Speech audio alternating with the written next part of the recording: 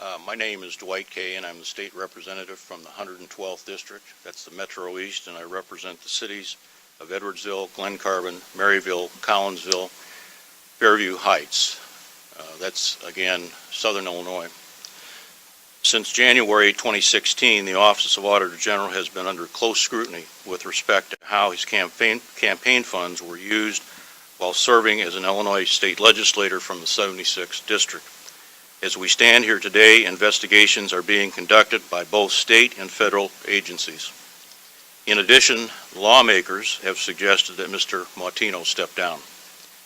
As a sitting state representative, I have also asked the State Board of Elections for assistance to the extent that they provide me receipts to explain or otherwise support expenditures made by Mr. Mautino for the time period in question. Other legislators since February 1 have in writing and on multiple occasions requested information concerning Mr. Mautino's particular and unconventional campaign expenditures. Mr. Mautino, our taxpayer watchdog and top auditor in Illinois, first asked for more time to gather information in order to answer questions, then reversed course, and after hiring a top legal team to represent him, refused to answer questions at all. We find ourselves here today asking in this resolution for the removal for cause in the accordance with our state constitution of Frank Mautino as Auditor General. Listed to wit is information that some members of the General Assembly consider to be problematic. Number one, Illinois deserves an Auditor General free from any overhanging financial investigations, including federal investigations for potential illegal campaign expenditures and a state investigation of the same. We deserve an Auditor General beyond reproach and of the highest ethical standing. Number two, Illinois deserves a transparent Auditor General. We know from a letter dated June 24, 2016 from Mr. Mautino's attorney that Mr. Mautino, through his attorney, requested a stay filed with the State Board of Elections. That letter states, and I quote, that courts and other adjudicative bodies have routinely permitted a stay of a civil action as an appropriate action for addressing the Fifth Amendment dilemma created by a parallel federal investigation. Number three, Mr. Mautino was appointed to the position of Auditor General on October 20, 2016, and subsequent to that appointment, he solicited campaign contributions from lobbyists ostensibly to pay off campaign debts and close his campaign committee. In fact, this most recent campaign filing with the State Board of Elections with an end date just 3 weeks before showed no debt and a sufficient amount of cash on hand to close his committee. As well, upon appointment, state law forbids the Attorney General from any dealings with political campaigns. While Mr. Mautino did not hold his new office as Auditor General until January 1, 2016, we believe he violated the spirit of the law by actively and personally soliciting donations after having been technically appointed to a new position. Number four, in May 2016, a spokesman for the Auditor General said that Mr. Mautino was cooperating with the U.S. Attorney's Office with respect to campaign fund expenditures. And further, number five, the Election Board also ordered Mr. Mautino to provide information about expenditures of campaign funds, including hundreds of thousands of dollars spent on gasoline and car repairs at the same service station in Spring Valley, Illinois. Over a 10-year period, many amounts exceeded $1,000, an inexplicable round number. And sometime thereafter, number six, since February 1, 2016, Mr. Mautino has delayed and then refused to answer questions from legislators asking for common sense answers to the questionable campaign spending. Most recently, State Representative Grant Worley, who was advised by Mr. Mautino's counsel that he would be receiving no information available that would be provided to Representative Worley or anybody else since a stay had been filed with the State Board of Election. And considering that, number seven, The duty of the Auditor General is to ensure integrity of government systems and related processes and procedures. Accordingly, all citizens of Illinois, as well as every member of the General Assembly, has a tacit right to be able to trust and have full faith in the office of the Auditor General. And further, number 8, that in the civil matter, Kirk Allen versus Illinois State Auditor General and Frank Mautino, operating in his capacity as Auditor General and represented by Lisa Madigan, Attorney General of the State of Illinois, admits in answer number 10 that the plaintiff Allen, FOIA's request did not contain certain records that are subject to the plaintiff's FOIA request. That would be Exhibit C and Exhibit G. Simply stated, Auditor General Mautino admits not correctly responding to FOIA requests. Number 9, Auditor General Mautino's statement of economic interest, which is dated 3/26/16, question number 7, was answered incorrectly.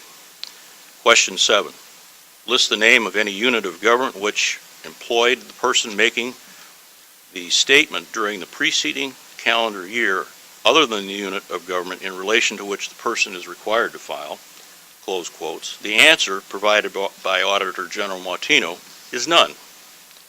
He was a state representative during the year 2015.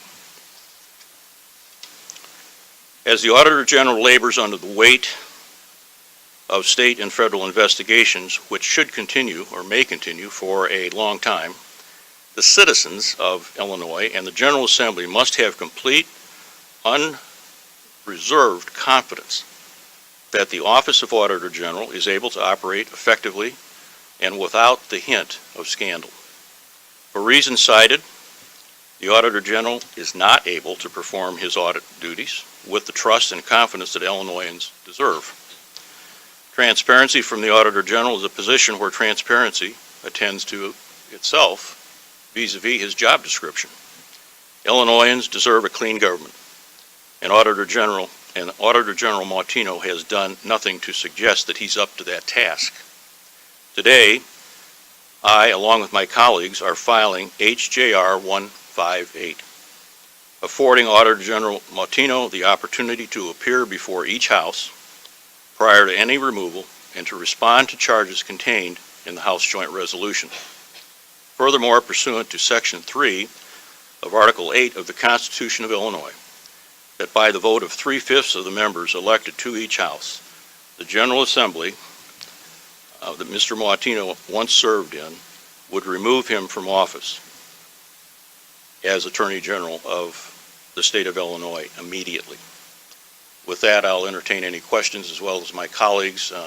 I did happen to forget to mention that joining me today is Representative Keith Wheeler to my left, and to my right, Representative Jeannie Ives and Representative Tom Morrison. They'd be happy to take questions likewise.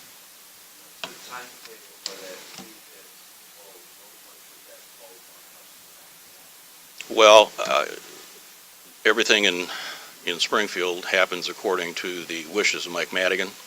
I'm hoping the Speaker acts on this as quickly as possible. As I think the release outlines today, we're dealing with a matter of trust and confidence.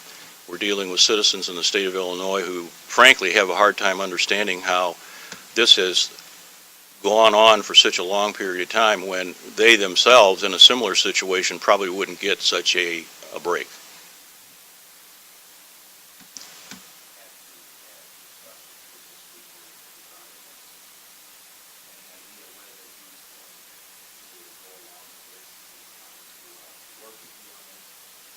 Well, I don't know whether he's inclined to work with me on it, but I think in general, when you consider the Auditor General's position being one of high accountability, trust and faith and confidence, and I'm talking about unreserved trust, faith, and confidence, has to be affected by that office.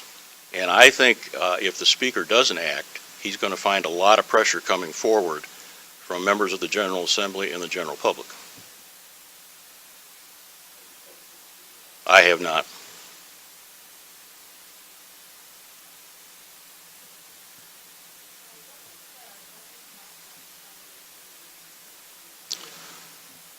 There is a committee. It's an oversight committee, And the Oversight Committee consists of both Republicans and Democrats.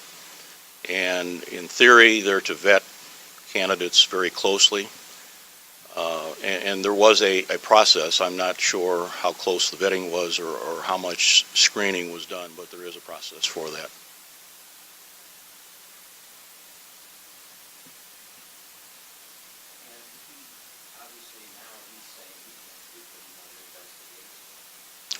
Well, as I said before in the release itself, he has hired himself a rather high-profile lawyer, and the lawyer filed a stay with the State Board of Elections saying we don't want any information that you may have or may be able to obtain released to anybody. And that stay has now been lifted. So I guess in my view it'll be very interesting to see what kind of information we have within the next 2 weeks.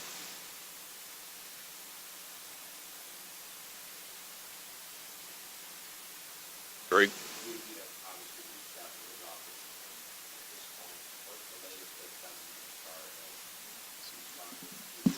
Well, nope. We have, again, just harken back a minute to the release that I just gave to you.